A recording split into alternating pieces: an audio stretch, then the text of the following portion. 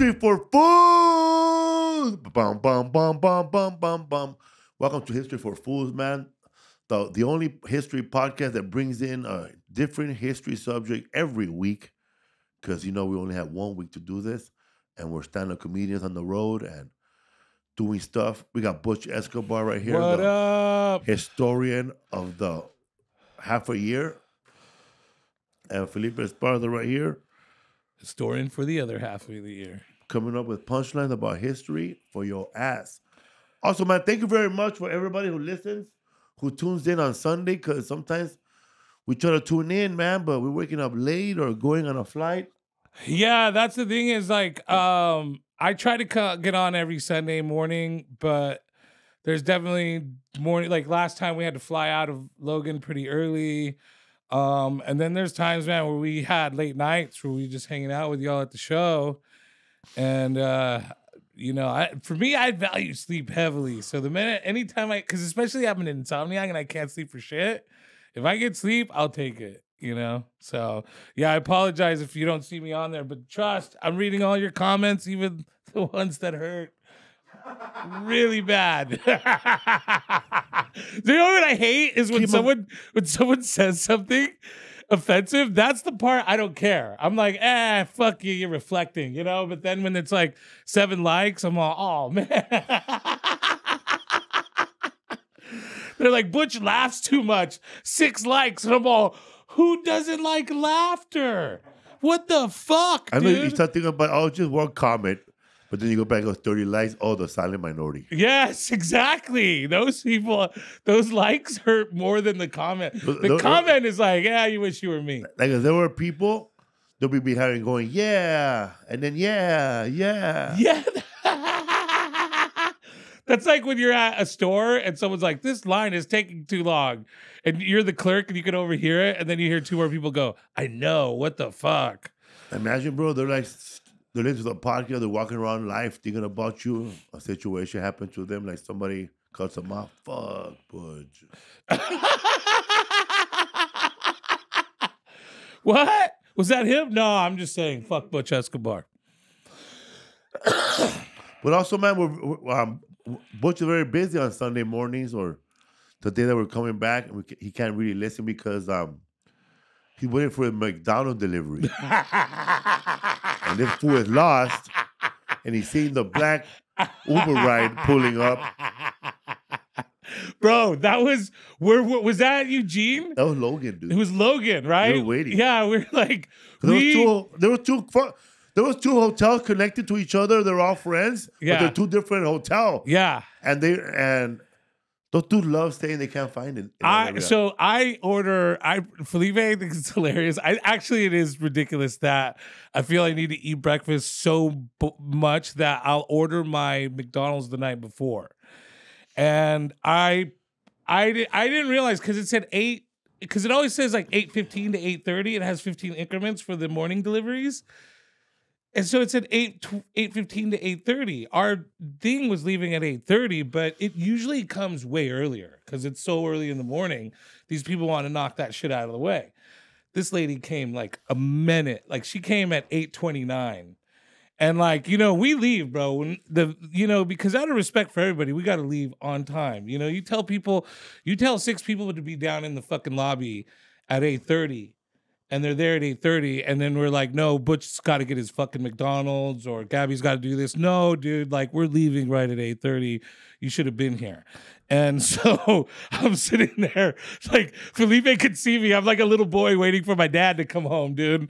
And the fucking McDonald's lady rolls up, or the delivery lady rolls up, and as soon as she gets out of the car, I'm all right here. And this guy goes, you don't know how happy this fool is to see you. I hate when it's late, it's already late, and then you go, man, what is this guy on a fucking bicycle or what? Yes. And he shows up and he's on a bicycle. Yes. Why are you delivering a bicycle? I hate that they deliver on bicycles. If you're an electric bike, okay, I'll give you that. But if that electric bike doesn't go faster than 30 miles an hour, with my fucking, what are you doing? I used to live bringing down, shit all wet. bro. I lived down 2 blocks away from McDonald's. Every time they put a bicycle on it because it's 2 blocks, cold ass fries, bro. Cold ass fucking fries. And if you know McDonald's, sorry, no plug intended. Their fries get cold. When their fries go cold, they're awful. I know you guys are listening right now. How come his big ass doesn't just walk to that McDonald's? Fuck that. You guys have never seen that McDonald's where he's talking about. That's true. There's a bus stop there where 30 people congregate who are Yes. not catching the bus. Yes, bro. For real. Like people who are going to actual work, and they pick up medicine, doing actual chores where public transportation is needed. They gotta stand around or wait inside the McDonald's to catch that Well, bus. you got that homie that stands like at the fucking end of the drive-thru, and pretty much like as you're sitting there waiting for your food, he's standing next to your fender and staring at you. But see, that McDonald's is one of the McDonald's that has a homeless man that greets you on the way in. Hey, welcome to McDonald's. Yeah, I'm not even because you've been to my house in Berkeley, dude. He's not even lying. There's a guy who opens the door for you, and it's like I don't have change for you, like. And like they're punking you. I gotta pay off like 5 people just to get into the McDonald's. And there's also another guy that walks around with Starbucks Starbucks coffee holders. You know that little green thing you put in? Yeah, And this guy, when you're about to park in a parking meter, I got you, homie. Click, click, click, click, click. and he puts 4 hours for free, and they want you to give him $2. Yes, dude. Bro, the reason I came here was because I'm paying with debit. Right. I don't have change. Then he bends over, you gotta wipe his butt. You know what's new to me here in LA is the guys that run up to your car and squeegee the windows. Because what they'll do in South Central is they run up before you can say no, and they splash your window with soap. And so now they gotta like fucking do it. And that's the thing, bro, is like I don't have cash almost ever on me. And so I don't know. I'm always like, no. As soon as I see him coming, I'm like, no. Bro, right here on the corner on Sepulveda and Roscoe, I don't know what corner it is, but there's a dirty Starbucks there and a dirty taco truck and a dirty ass karaoke bar with a gas station next door. But right there during rush hour, some fucking fool juggles. Yeah. He stands in the corner, bro, and just stands and he starts juggling, bro. It's like Mexico. And then he starts walking around for change, bro. Yeah. Yeah, I didn't need to be entertained right now. I know, have a podcast. bro, man. I'm gonna relate. See, you're like, you feel bad for them? Yeah, I'm gonna I mean, relate. I feel bad for them, but I mean, he's like, just juggling, bro. Right. And there's another one. I'm so not impressed. So me and Bush are gonna do now, man. During traffic, he's gonna stand on one side, we'll stand on the other side, and Rizzo's gonna put a mattress on the floor. We're gonna wrestle, bro. And we're gonna jump on the hood of your car for the body slam. We have to do this, dude. That'd be funny, bro. And Yes. we wait for a car to pull up. Like I jump out of the car, bro, and fight your ass, dog. Bro, take this out. Dude, this has to be a sketch, first It'll of be all. a good sketch. Yeah, this is a great fucking sketch. Dude, yes, let's get in tidy whities and fucking knee I have pads. wrestling mask ready, bro. And then you have Rizzo drag a mat out, and then me and you, oh my God, bro. That is fucking We hilarious, just gotta dude. practice some moves, and that's it, bro, to synchronize it good. So it I won't think be all make I believe. think that's a really good idea. Yeah, I mean, we just dude, yeah, we got to synchronize it, but fuck, dude, that's actually a good idea. If we pull that off. We'll do like 3 takes, 4 takes to get it right, just to have enough cuttage. Yeah, man. And then like interviews. So how was it, man? Oh, man. We should do pre-interviews. Felipe is going down. That's right, Felipe Esparza. Look me in the eyes. I'm going to do something. Dude. And then we could put, and if you guys want to see it, we'll put it on the Patreon. Patreon. History for Fools. Are you gay? Why are you gay? Are you gay? I'm not gay. Why are you gay? But in 1963, man, there was before Stonewall. And we're not talking about Stonewall from the Civil War or don't try to Stonewall me. Right. The Stonewall Gay Club in New York. Stonewall Tavern in New York. We had here in New York, we had the Black Cat Tavern. Before Stonewall. Before Stonewall, in June of 1963, at midnight, the LAPD went inside this club and started beating up patrons. Why did they do it, though? And started arresting them. Because the LAPD was arresting them for lewd acts, which was against the law in Los Angeles back then, and soliciting someone for a lewd act. Oh, well, if you pull your dick out and put it in someone else's mouth, I think you should be arrested for that. Yes. Is that what they were doing? Yes. Also, or were they just kissing? Also, they were all gay. Right. They were all men. They were just kissing. They were all gay men. Yeah. And they were trying to catch gay dudes for a long time, bro, like for being with each other. So the LAPD, they all waited for midnight, bro. Yeah. Midnight. Because they know that midnight, people kiss. People kiss, bro. Right? I have to get a they kiss have to on kiss. midnight. So as soon as it was midnight, man, a bunch of undercovers that were there, bro, in leather. Yeah. Like the redheaded dude, bro, from South Park. And they were waiting, bro. And as Mr. soon as Slave. it struck midnight, they started arresting them and beating them up. Yeah, they were beating the fuck out of them too. Like one of the bartenders was knocked out. They thought, and she was, and that was a sad one though, that one was a sad one because she was just a woman, bro, and they thought she was a butch. The thing is that she was. I didn't mean to laugh. But she was so ugly that they thought she was a dude. I don't mean to If you laugh again, bro, I'm gonna leave. I'm gonna repeat it one more time. Bro. Okay, all right, let's try. Her name was Bob. I'm sorry, I don't mean to laugh, but it was a long time But it was a long time ago. But that's how crazy it was that they actually saw this bartender who was an actual woman who was not even gay. Right. Yeah. Or lesbian. Yeah. Yeah, she was just there. She was just working there. Bro, well, that was the thing is she was on her break standing outside when they rolled up. I'm not gay. Yeah, and she's like, hey, what the fuck? And then they started beating the fuck out of her. I was like, whoa, dude. Fucking chill. Cops had no chill in the 60s. I mean, they don't have any chill now. But bro, in the 60s, they're all right.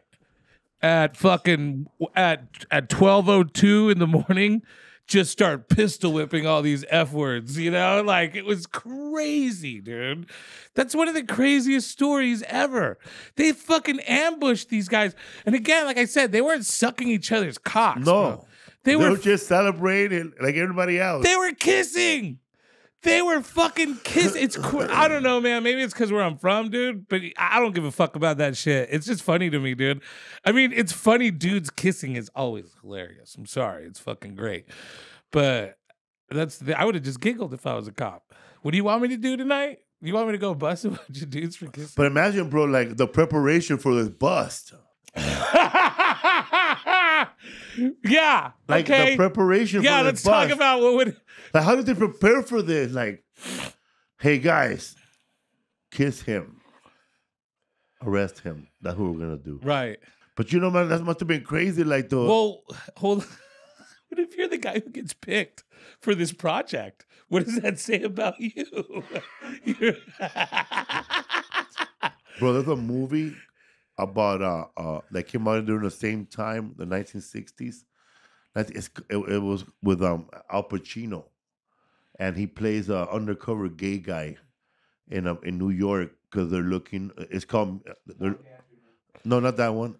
Or Serpico? No, it's another one. Serpico, San Francisco. It's called Cuffs. Cuffs. CUFF. I think it's called Cuffs. No way, really? I feel like you're pulling on me. Cruising. Pacino's character is a straight cop who goes undercover in New York City cruising, bro. Gay leather scene to find a serial killer. Oh, dude, I gotta watch this, bro. Bro, they dropped more F-bombs in this movie than Quentin Tarantino and Hateful Eight. Does N-bombs? No more F-bombs right here. Is there F-bombs in Hateful Eight? No, bro. That's why I said they dropped more F-bombs than N-bombs in Hateful Eight. Yeah, okay. In this movie, bro, Al Pacino He's like Martin Rizzo's height, right? Can you put a picture of him? And there's a scene, bro, where he's asking his superior officer. He's asking him, but why me? Why do I go on the cover? Why? Because you look like a. Yeah. Okay, that's what I was saying. It's like, how are you approached by the like chief that day? He asked him, why me? Why me? And he's like, hey, I need you to get on this detail. But why? And then the cop, because you look like a. Bro, you know how hard I laughed? Did you ever watch Reservoir Dogs? Yeah. When he goes, how come I'm Mr. Where Steve Buscemi goes, how come I'm Mr. Pink? I'll be Mr. Orange. How about that? I'll be Mr. Orange. He goes, because you're a fucking. Yeah, that was some other guy on some other job. He borrowed that line from that movie. Is that where he borrowed that? Bro, because that is hilarious. That movie is hardcore, dude. Bro. That movie means that movie. There's a scene, bro, where he's going undercover and he goes into a hardcore leather bar. Hardcore leather bar, right? Yeah. And he goes in there and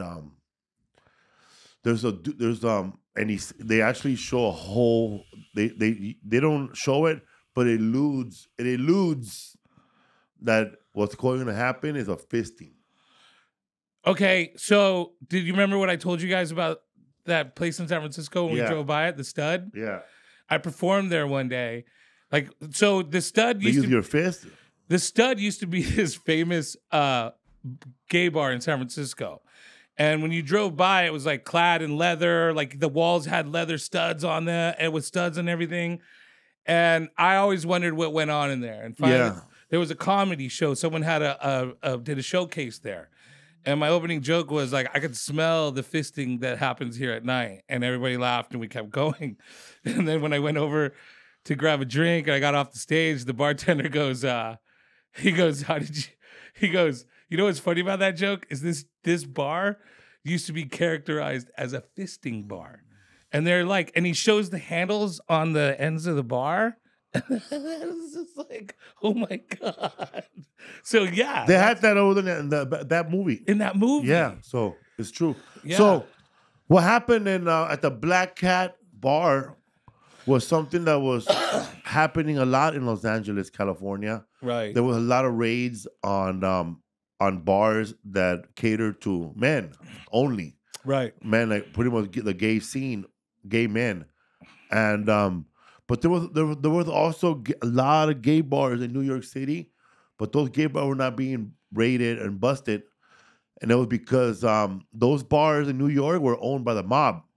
They were owned by the mafia, and the mob was always paying the cops off to leave those gay bars alone or just give them a little forewarning so they could take all the alcohol out of the bar and still arrest the patrons. Right. But in LA, there was no mafia controlled anything over here. Well, you also had Parker who came in and kind of cleaned up. Yeah, you can watch this in a movie, LA Confidential. Right. There's a scene where they show a guy from New York Mafia show up to Los Angeles, and he gets beat up by the LAPD, and they put him back in a airplane to go fly back home. And that was a known thing. Because I read Chief Daryl Gates' book. If you want to read it, peruse it, man. It's a good book. You get to know Los Angeles and in the eyes of Chief Daryl Gates, LAPD chief. And he mentions, man, in that book that he was Parker's right-hand man, his driver, his little driving Miss Daisy, his little driver. He talks about how he was Martin Luther King's bodyguard. Whenever he came to LA, he was Dr. King's driver, Chief Daryl Gates. He has a lot of history. And he talks about in that movie that during the 50s, 60s, when the mafia was trying to come to Los Angeles, they were met at LAPD. They were met either at Greyhound stations. They were met at the fucking airport, and they were beat up, and they were sent back to New York and said, we don't need you here, blah, blah, blah, blah, blah. But I read another story also too that it was Mickey Cohen, our own gangster. You know Mickey Cohen, right? He used to work over here under what's his name? Under the guy who created Las Vegas, Bugsy Siegel. Oh, okay. So Bugsy Siegel was already over here during those times when Chief Daryl Parks and all those guys, he was already over here under the five families. And what Bugsy Siegel was doing, beating up every New Yorker that came over here because he wanted to run everything with Mickey Cohen. So there you have it, people. Somebody either way gets paid. Either way gets paid. Yeah, that's the thing. If you're Bugsy Siegel, yeah, and you know that LA is wide open, right, and there's no other gangsters over here. No gangsters over here. Just right. just the Jewish mobster that's been there forever. Yeah, but Mickey there's no Cohen. real hardcore mafias out here. Yeah. Are you gonna let everybody else just show up and share all this? Or are you gonna keep it all to yourself? Right. Do you think that the mafia was minimized here quicker because of what was happening in New York and Chicago, that LA was like, fuck that, we're not going to let it happen? I mean, we have mafias here, but we didn't have a mafia like they did in fucking New York. I think it was more quiet over here, more quiet, and it was the wow, more quiet, and they just paid off the right people, bro, because during Prohibition, I read that the LAPD was bringing in alcohol, right, from that bar, some pirate bar over there in downtown, right, and they were pushing it in the carts to the Biltmore Hotel. Well, I think the thing is, man, I think LAPD obviously is corrupt. I think all PDs are corrupt because that's just how I am. But there's a difference for real in like New York, because like in cops in New York, because the book I was reading for this that you had told me, the chapter you told me to read, was like LAPD was less corrupt than New York. And that's the thing, man, is I noticed that when I was in New York, and my girlfriend always talks about it, where she's like, dude, like even to this day when she goes to New York cops will be like, hey, pretty mama, where you going? We're like, we don't have, like, our cops are fucking corrupt, but we don't have like as fucked up cops here. And that's what the book was trying to say, I think, because like the lack of corruption here led to more busting of bars and shit like that, right? And then like what has taken down the mafia and stuff, yeah, man, is that it's a little less corrupt here. I hate fucking saying that, but yeah, man, I think it is. I think it is. I mean, you look at cops here; they're way more professional than they are back east. So LA always been like a free, like comfortable if you're a gay person. But I didn't, when I was reading that one chapter, because the whole chapter was just on the gay protests in Los Angeles in the 60s and the known gay spots, and I noticed that Griffith Park, yes, openly. And I remember as a kid going over there, but I didn't know much because we used to go with our field trips, observe the Griffith Park Observatory. But then there was like a lot of movement over there. Right, yeah. Like a known park. Yes. It was out of control almost. It was a little not shocking to me, but it was a little jarring how much dudes. And they were going to daytime too. Were sucking each other off or fucking each other. Like not even in bushes. Like out in the open, like, because that's what the author had said. Like, this wasn't late night rendezvous behind bushes. These were dudes out in the open. Like hunting. Yeah, that's how he. It was like they called it cruising. Cruising. It was kind of like basically like and we're not making fun of this, but it's like that scene in There's Something About Mary when they're all caught in sleeping bags. Right. Yes. Yeah. But it was a known thing. Like they knew to meet up there. Right. Yeah. Yeah. There was no actually.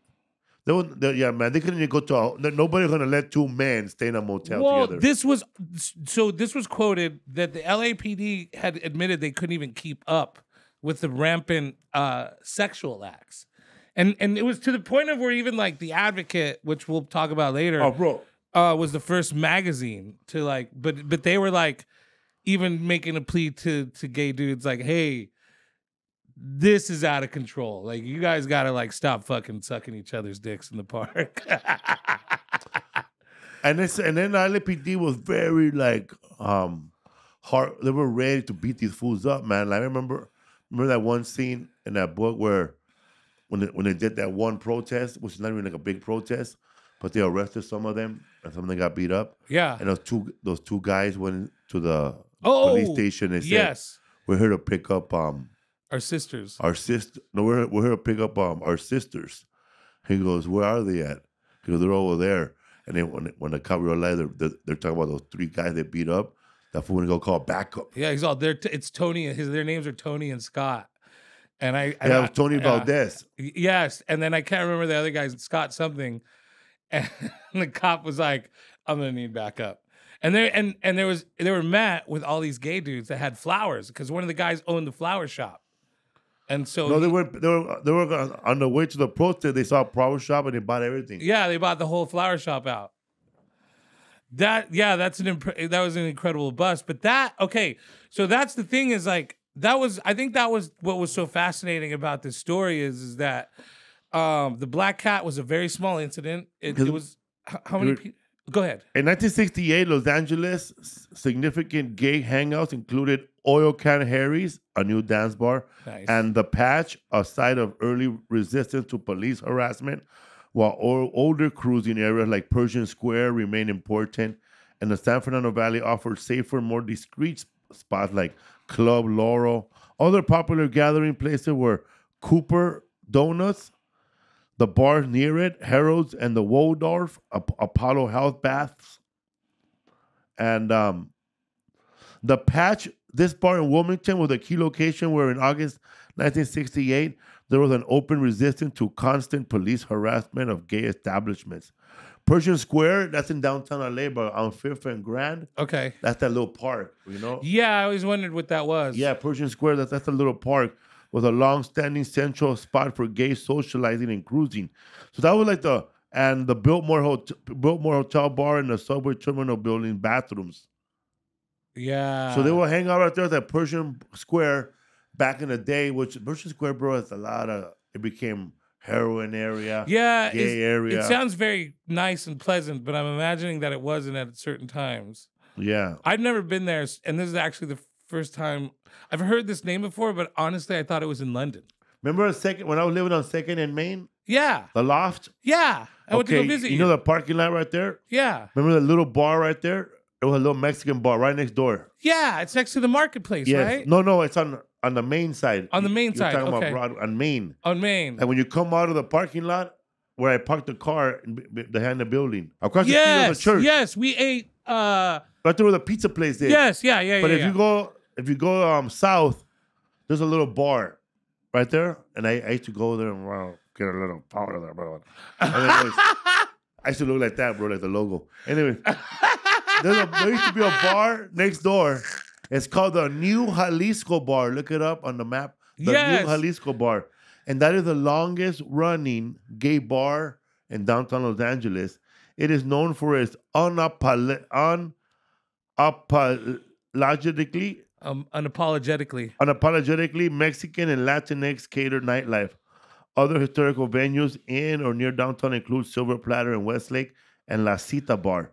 But anyway, the New Jalisco Bar, that place is known as one of the first ever Latinx gay bar and paisa bar. And I used to go in there all the time, man, and I would see trans men in there, gay dudes, gay cowboys. Pretty much, man, and they have little shows where the men dress up like women there. And I used to go there, man. I used to buy drugs there, man. I ain't gonna lie. I used to go in there, man, and best place for drugs. And I pucker up my lift, and then a little bag would magically appear in my pocket. Eh? That's amazing. And then $60 would just come and go. So I was there, man. I would go there, and that lady, it was a sweet little bar. I could buy a 12-pack there and take it home. Put it that way. Right. I don't want to put him on blast like that, but I love that bar. I will go there. Nobody will bother me there. That's what those bars are made for. So nobody will bother me there. Yeah. And anybody that was homosexual, I knew everybody in there, bro. Everybody in there. I knew all the viejas that were in there, bro. All the dudes that were gay, that were like pretty much very flamboyant. But anyway, everybody was sweet and they were nice. Cut two, I'm drunk at the Pitfire Pizza, and there's this white boy beat the fuck up, bro. He is beat the fuck up, bro. They beat the fuck out of him. Oh, really? And the LAPD is talking to him, right? And then the Mexican cop asking him, "Sir, is there maybe you incited this ass beating you got? You know, maybe you did something There's some provocation. You did something to provoke this. You Yeah. know? You were in that bar, right? Yeah. Listen, man, I'm going to just tell you like this. I am a straight man. I'm a straight white man in a gay Mexican cowboy bar. Right. Exactly. So you got his ass beat in there. You got your fucking ass beat. Yeah. Because you thought you were going to fuck around and Bro, not find out. He had a hole. He had a little dot in his hole. Yeah. And I knew that came from one of the lady's heels. Ooh. Yeah, bro. Bro, when you started trouble at Brokeback Montaña, bro? They're still men. They are still men. Dude, I'm pretty sure he got beat up by all the patrons in there. I'm pretty sure on the way in, he got punched, bro. Here's the thing, man. Like, if you grew up gay in the 60s in LA or San Francisco, you got the fuck beat out of you. And I know this because I'm from the Bay Area, and you got the fuck kicked. Like, even if you didn't admit you were gay, your homie, you know, the people in your, not even your homies, the people in your neighborhood would fuck you up, dude. You got picked on. And then if you came out, you got fucked up even more. It's not like these were safe havens back then. They were safe havens maybe like 90s to after that. But I remember the 80s, dude. I remember neo-Nazis walking around trying to fuck up gay dudes and then getting fucked up because these dudes have been beaten long before you were getting beaten. I know, man. I remember there was dudes from my neighborhood, bro, that would go gay bashing. Yeah. And they were like, and then they were like, they were not even in gangs. These guys were like cholos. Just haters. Yeah. And I said, gay bashing. And I said, well, there's some right here in my house. I'm going to save you a trip. Yeah, I mean, you grew up. That was a known thing, right? Not my generation so much, but the generation of the kids who were teenage, who were 15 years old in 1978. Right. And they were in the 15 years old in 1978, and they were 20 years old in 1980. Those guys, that generation, had a real hatred for gay people. Yes, yeah. Our generation, it was like, it was starting to be, the acceptance was starting to be introduced. Like your brother was gay and he was kicking it. Right. Like for me, bro, my mom, because we didn't have nobody in our family that was gay, but my mom worked with gay people. She worked with gay and lesbian people. And so one night before we had a party, she explained to me what it was. And I remember it being foreign, but not being upset about it. Just being like, that's weird. I didn't know that the two dudes could actually do that with each other, you know? And so, but yeah, I think we grew up with it a little bit more because it was more open for us, right? Yeah. But that's the thing is like and that's the thing, man, is like for me it was foreign, but it didn't make me mad or grossed out. And then as I got to be an adult, I had already lived with it by then.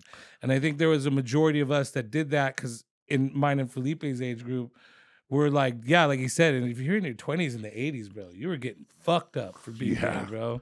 And so there's a lot of dudes that were like, because I remember in the Bay, bro, there'd be guys with like pink shorts and back straps. Yokes, dog, ready to fuck Nazis up. I know, man. In Oakland, there was a gay bar called the White Horse. Yeah, it's still there. Opened in 1933. Yeah, it's a lesbian bar now, but it started out as a gay. Yeah, it's still there. It was down the street from my house in Berkeley. Did you see that? Did you hear that part in the book where that we call it the white hoe. The LAPD, the people that were against all this gay stuff hated lesbians more. Yes. Yeah. Remember that guy had he made that rule that women can't wear pants in the work area. He felt it was more egregious that women tried to look like men than men who showed effeminate qualities because it was fooling you, you know? And it was like, why? Bro, see, here's the thing for me, man. And this is why, do you know who Kinsey is? Have you ever heard of Kinsey? The Kinsey scale or anything like that? So this scientist took sexuality and mapped it out. Kinsey scale, bro. Look it up. Yeah, and what Kinsey believed is that your sexuality is on a scale, and it's not necessarily black or white. Like you're gay, I'm not. I'm straight. Like the Kinsey scale was like, That's funny you say that because people would ask me, Felipe, would you have sex with your wife with another man? And I'm like, I'm okay with it, but the other man has to have big titties. I mean, like the other man would have to have them juicy titties, bro. Oh yeah, he better have a nice smooth ass, and he has to wear a tutu the whole time. Because somebody in this inner core has to feel like the real heterosexual here, and it's gonna be me. Hey, you can put that penis anywhere you want, but my penis is going inside you too. So yeah, there's a fine example of the Kinsey scale. Yeah. Where did that put me in the Kinsey scale? I say you're like 0.5. Yeah, I think you're very straight, my friend. But that's the thing is like, is there's some people who are like it like leans like, and that's the thing, man, is that so there's a scale of sexuality, and it I think it shows in humanity where so you're that like Kinsey scale really breaks down whether you're born gay and all that. Is it 1 to 5 or 1 to 6 on there? 1 to 6. It's 1 to 6. So a Kinsey 1, 2, 3, so 4, 5, 6. so a Kinsey 3 would be someone who likes girls and boys the same amount. And then a Kinsey 2 or a Kinsey 1 or a Kinsey 0.5 is very straight. Kinsey 2 is like someone who's comfortable with gay people touching them and hanging out and hugging on them and flirting with them. But not Rizzo. But not going. Yes, Rizzo would probably be Rizzo. Poor Riz. Shout out to my dog, my homie, the Kinsey 2 of all Kinsey 2s. But yeah, so that's how the Kinsey scale works. That's Butch. So, dude, that's the white horse. That's the white hoe. Yeah, there's like, so my girl used to hang out there when I first met her. That's where, shout out to Rebecca and the white hoe. Because she'd always be like, I'd be like, where you at? She's like, I'm at the white hoe. That's on the corner. If you want to ride, then why the white horse? Yeah. You bitch. Yeah. So that's like 5 blocks from my house. But yeah, I think that I believe in all of this, man. And that's the thing is that, like 2 tongues and a whistle. Back then. What? I don't know why I said that. What the fuck? I don't know what that even means, bro. Yeah, 2 tongues said, and a whistle. I live 5 blocks away from my house. I thought, okay, 2 tongues and a whistle. I don't know why I said that because when that woman in Pulp Fiction, when she says, "I'll be back in 2 shakes of a lamb's what tail." What does that even that mean? Because like that. What does that even mean? Bro, these people come up with stupid shit all the time. That's when Lincoln said 4 years. Was it you that we were watching someone that was like, why did he just say so many years ago or whatever? Yeah. Oh, bro, that's so funny. 2 shakes of a lamb's tail. Very quickly and very soon. I think it just means that as soon as 2 shakes go by, but it's a dumb fucking phrase. I agree with you. It's fucking stupid. You trying to stonewall me? I'm laughing because we had this conversation earlier. But yeah, exactly. So here in Los Angeles, bro, they opened up a gay bar in Glendale, California. Yes. And there was protests. Right. But this do you know the name of it? I'm trying to remember the name of it. It was called the Anyway, keep going. Sorry, I didn't mean to interrupt. The Argamenian. The Arganian. Can you look up first gay bar in Glendale, California? Days on Broadway. Days on Broadway, bro. Days on Broadway. Yeah, that's it. Opened up in when did it open up? 2020 something? No. Opened up in 1998, probably. Okay. Anyway, what about it? There was a lot of protests. But this time you're in modern days. Oh, and you're talking like 98. 98. And people are like... Glendale, yeah. I feel there was a very short time that the whole country was okay with gay shit, and now we're going back to like where people are going to protest. That's right. We're going back. We're going backwards. We're going backwards, and I can't figure out why. Even because there's a lot of gay Republicans, and they're getting busted all the time. Bro, it's weird to me. What I liked about the story that we read was that there were gays for during one of the rallies. Gays for Reagan. Gays for Reagan, and this lady goes, "I could forgive them for being gay, but I can't forgive them for liking Ronald Reagan." Yeah, Reagan was the president at the time, and the country was I extremely. bet when Ronald Reagan got that check from them, he goes, "I'm not cashing that." I'm not. Yeah, Some well, of my best friends are homosexuals. I bet they are. That was that midnight. That was that midnight gay paper, right? I got to say this, and I'm not a Reagan fan, and I'm not advocating for Reagan. Reagan did say that. Some of my best friends are homosexuals. And that was the thing, man, is that even though like Reagan had a lot of policies that were anti-homosexual and was not at all a friend of, I don't think Republicans are the friends of the gays as much as the gays who are Republicans think they are. But for a president, a sitting president, to say, you know, hey, look, what are you talking about? I don't have a problem with gay people. I'm cool with gay people. Like, that was probably the first time that might have ever happened. Some of my best friends are Mexican. Yeah, well, yeah, and then we have that, you know, and then we have George Bush saying shit like that. But I sometimes you got to measure progress, even in the lies, even in the like dysfunction. You still have to like go, okay, well, we have a president that is acknowledging that gay people exist and that he doesn't have a problem with it, whether he really does or not. I'm just going to take that he even was willing to lie about it because he knew that things were progressing. Because that's what this is about, is the progression of things, right? Because as we move along, you know, I think that was the point of this one particular chapter that we both focused on in this book. It's called Ignite the Night or something like that. But it's a book of compilation of stories about riots and what they led to out of LA.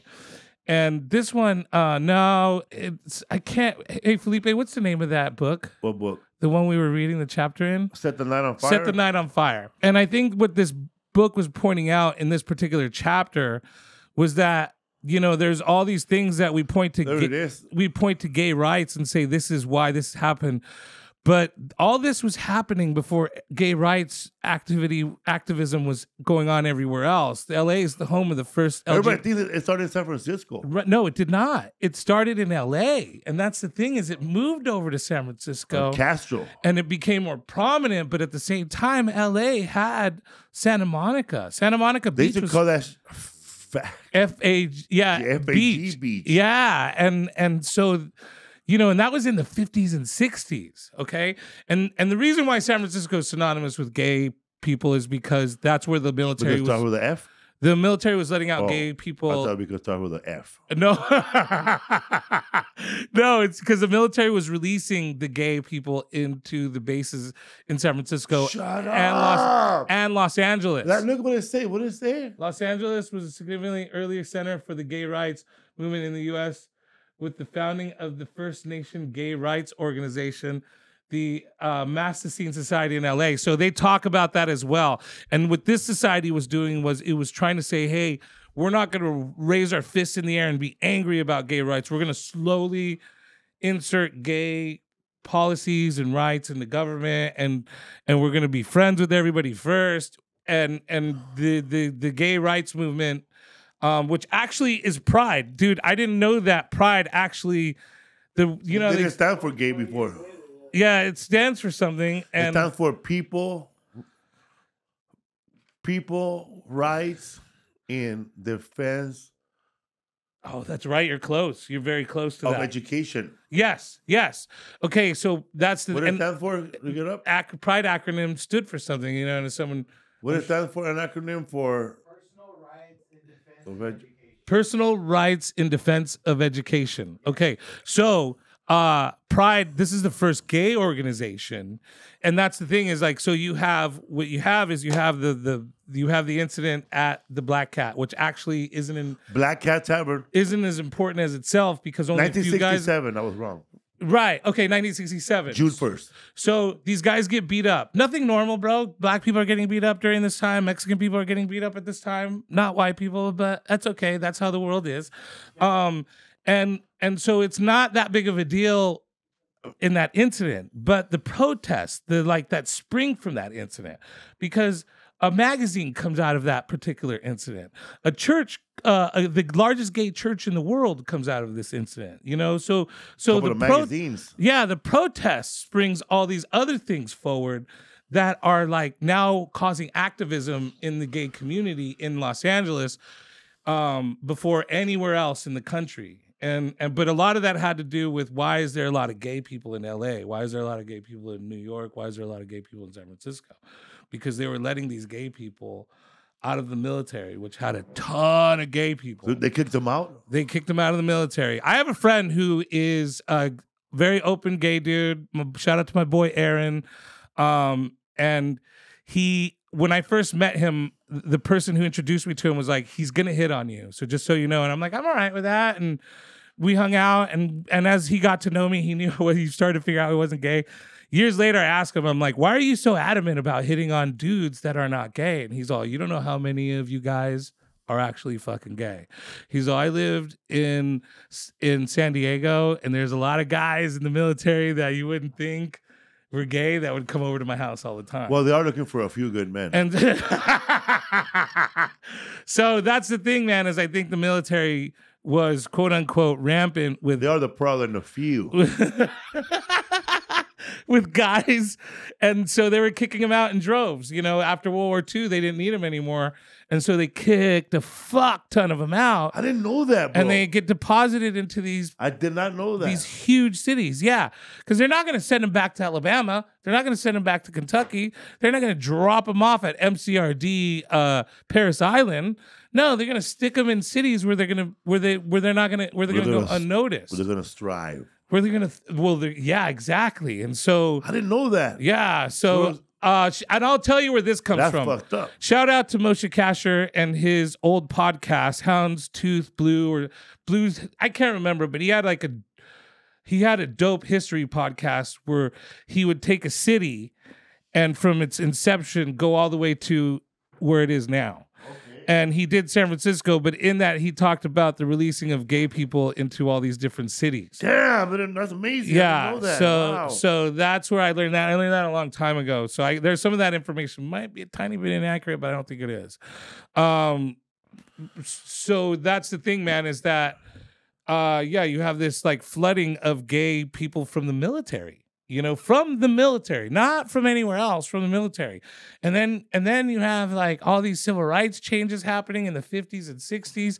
And so people they released the gay brigade. They feel more. And that's the other thing is, bro, when your life's ruined from a dishonorable discharge, what does it matter if everybody knows you're fucking gay? You can't get a good job anyway. Your life is fucked. I don't know about how now, but back in the day, if you had a dishonorable discharge, ain't nobody fucking hiring you. So they were all dishonorable? So they were, they were all the gay people that were released were dishonorable discharged. Only later, like in the 80s, late in the 80s, like 90s, and I'm even thinking maybe the 90s, they became what was considered uncharacterized discharges. And that's when we started to see more friendlier policies towards homosexuals. But, bro, that's the thing. Don't you remember Don't Ask, Don't Tell? Yeah, bro. How, like, and that wasn't that long ago, man. We were adults when that fucking happened. When, like, the world finally came around to, like, or at least the country came around to, like, okay, you know, we have gay people out there and it's a thing. Sometimes you need someone to tell you your foxhole. Right. That was crazy, Don't Ask, Don't Tell, right? Yeah. It was a year before I graduated high school. And Because they were, remember, they were asking you on the way, and when they were interviewing you before you got into the Navy because I saw that movie. Looking for that movie Stripes. Oh yeah, and Bill Murray none and of you homos Ramis better ever touch me. Harold Ramis. They're asking him, "Are Yeah. you gay?" And then Bill Murray is, "No, but we're willing to try."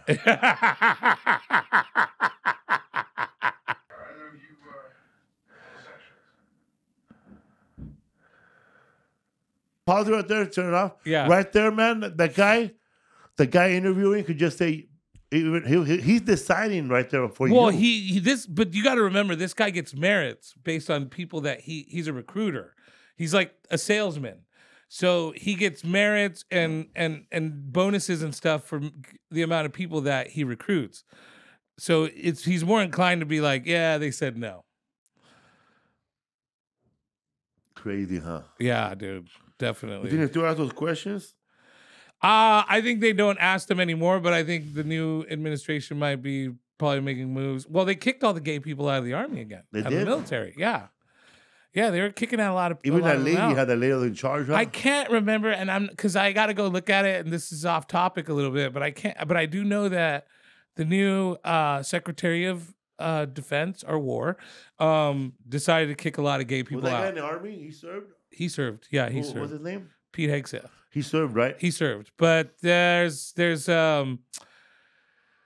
there's a lot of controversy about how he served, if he actually did anything special or did anything grave. He was like a But he's the one that said he didn't want no fat officers. He didn't want fat officers. He doesn't want gay officers. Like they're really trying to ungay the military. Well, take the McDonald's out of the military. Yeah, stop because that's the thing is, I mean, you could watch documentaries where there's like, you watch them getting chow at the chow hall in Iraq, and there's a fucking Pizza Hut, there's a Burger King, there's a McDonald's, there's a Taco Get rid of Bell. all that, eh?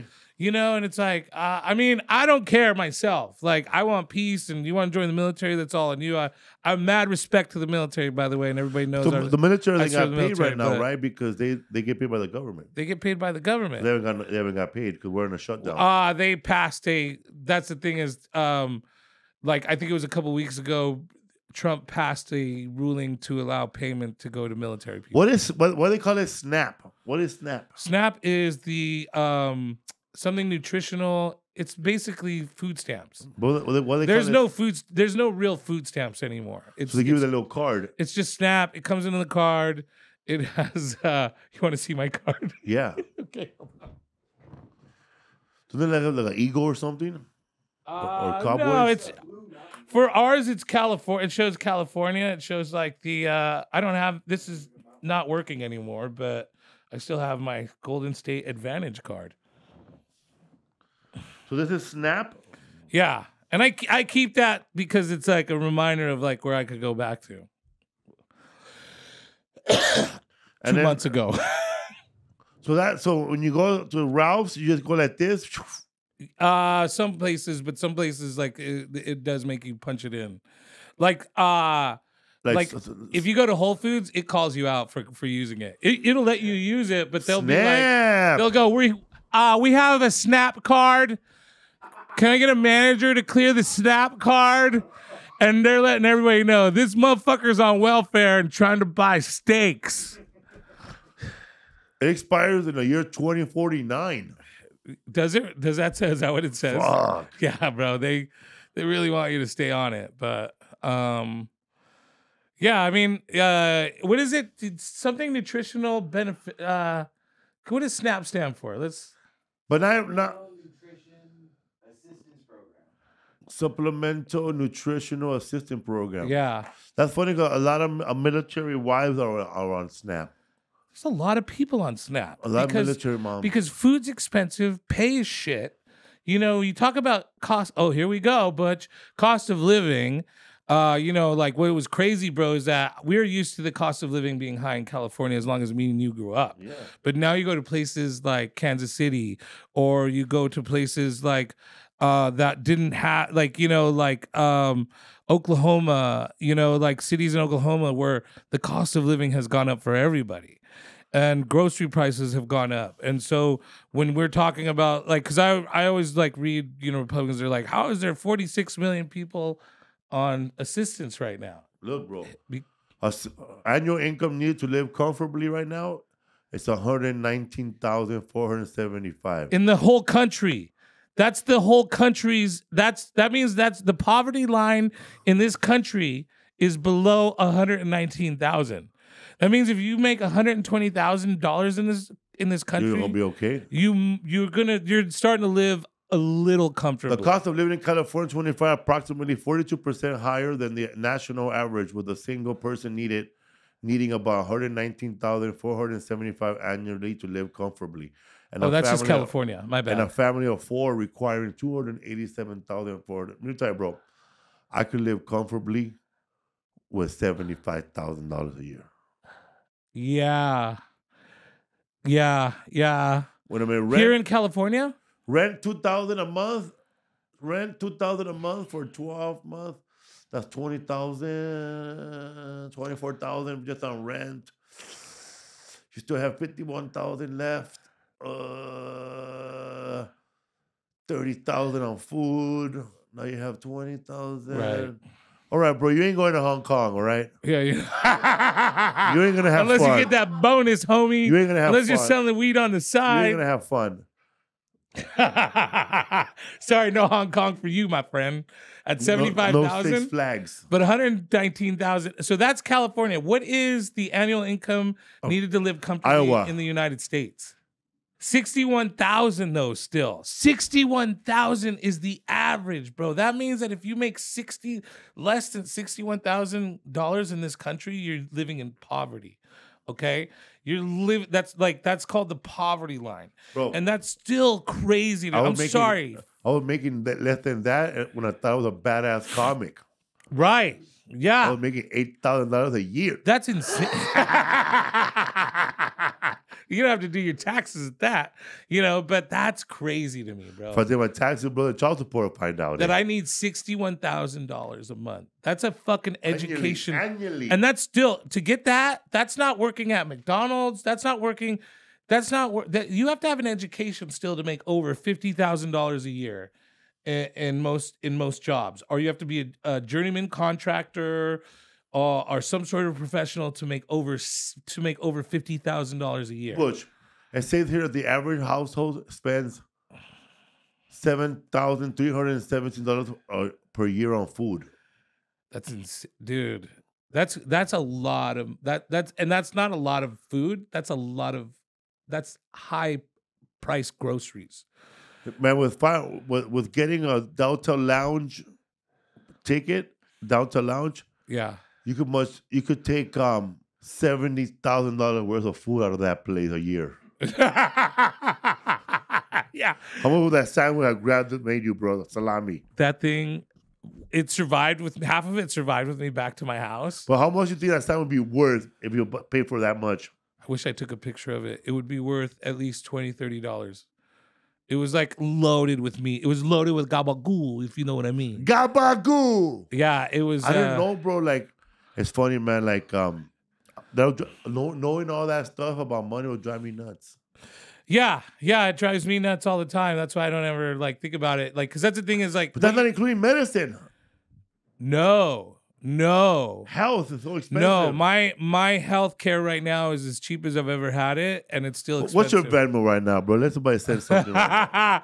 It's at Butch Escobar, but you know what? That money is Joanna, please. That money is always going to go towards this podcast because to me, man, that's the thing is where would I rather spend that money? I would like a nicer meal or something better. But to me, man, educating the masses, sending the word out to people, like shit like this. Great. We did something about fucking the gay rights movement. That does serve a cause in its own. But we're bringing awareness right now, I think right now, to a lot of people who didn't understand what we're actually paying for and how much you're making in this country and what it matters to you. Because when you're sitting there going why am I struggling so much? I'm a fucking loser and I can't do this. No, it's not. It's not because you're a fucking loser. It's because there's greedy people in this fucking country and they're fucking trying to leech as much fucking money from you as possible. And then what they do is they go, you know what? You guys are Democrats and you guys are Republicans. Now fight so that we never get caught doing what we're doing to you. Yeah, man. I'm Butch. The government owes me Escobar. And they do owe him a lot, man. A lot. The His father's going inside hoes to kill people. With his cash. My dad's doing just fine. Yeah, he gets young chicks. Don't Venmo that motherfucker nothing. No, he's not. Actually, he's great. My dad's the best dude in the world. I'm just fucking around. People in the 70s, bro, did not care about and even on television, they didn't care about gay people, bro. Imagine, bro, you're not even gay, but you're playing a gay guy on the movie screen, and you're being called the F-bomb. I remember watching this movie. It's called The Boys Next Door with Charlie Sheen. You guys should watch this movie, bro. The whole movie is about how two kids just randomly become serial killers. And those two guys right there, man. That guy in a black T-shirt. No way. That's what that's about? Oh, my God. That guy in a black T-shirt, he becomes a serial killer. That's man. Emilio Estevez, right? No, That's not? no, that's fucking Charlie Sheen. That's Charlie Sheen. Max, I don't know what happened to that actor Maxwell, but that doing a black Maxwell t-shirt Caulfield. out I've of never heard of that nowhere, guy. he becomes a serial killer, bro, out of nowhere. And then Charlie Sheen is just following him along, bro. So, anyways, there's a scene where these fools are in West Hollywood, and they hook up with some dude for beers, and they're like guys on a computer, and that guy gets behind. Anyway, they kill a gay dude, right? Right. So when the cops show up and do the police report, Oh my it God. was totally like in the 1960s. He goes, so what happened, bro? Well, this flag killed this flag over that flag over there. Right, yeah. And this flag over here. But then the cop is being so like racist, right? And then the other guy goes, don't you have any heart? Because there was 2 human beings here that were murdered. Right. He goes, Good point. is that what you're gonna write in a report? The guy that was saying the F-bomb over Right, and over. yeah. He looks at him, is that what you're gonna write in a report? Yeah. So anyways, so that one dude hooks up with Charlie Sheen and this guy, and they ended up killing him. And but it's funny, man, when that guy's telling the report, his gay friend is telling the report, and he's all sad, and Dude, the flagrant he was use just sad. of the F word back then was because we saw it on TV. But what was crazy is to read is that Barney's Beanery had a sign that said no F words. No, Barney's Beanery, bro. I go to Barney's Beanery. I love Barney's with your Beanery. fucking horrible chili, Yeah. and your champagne breakfast. Yeah, it's the ambiance. You go for the ambiance. But they had a sign that said no F words on it. Like straight up, no Fs. And it was like, what the yep. Oh, that's what it says. That's what it says. Yeah, I think we can show it because it's historically accurate. Yeah. But I'm gonna ask that you don't read it out. Right. I'm totally not going to leave that out. But it says, but for those that listening to the podcast, it says flag with the OTS at the end of it. Stay out. Yeah. Wow, dude. How you still in business? how are you still in business? How did How the you fucking franchising, not putting that sign up? how did the hashtag movement not get you? That's what I want to know, dude. Like, yeah, what the fuck, Barney's Beanery, dude? I always kind of thought it was weird that you had Beaner in your whole scheme, but now There's a lot more of places, sus. bro, that were hangouts like in West Hollywood. Tower Look up, Records also. Yeah. Vaseline Alley. Yes, let's. That's where Bush was conceived. My dad came with my dad in Vaseline Alley. So that was a hangout. The reason that was a hangout, but before the hangout, people, if you were like a person that was after them, you would go there and just start beating people up, man. History for Fools, Black Cat Tavern riot. It wasn't a riot. It was a bust. It was a bust. And I still can't figure out how these cops staked it out and I think the cops knew. Here's the thing. they knew forever. So, But who? Somebody must have been reporting them or say, man, they're hanging around outside my house. here's my thing that has to do with a lot of my mental health. Okay, I'm gonna get into mental health for a minute because one of the things that I learned from my therapist is that 90% of your negative reaction is reflective, meaning the reason why you don't like what you're seeing is because you kind of want to do it.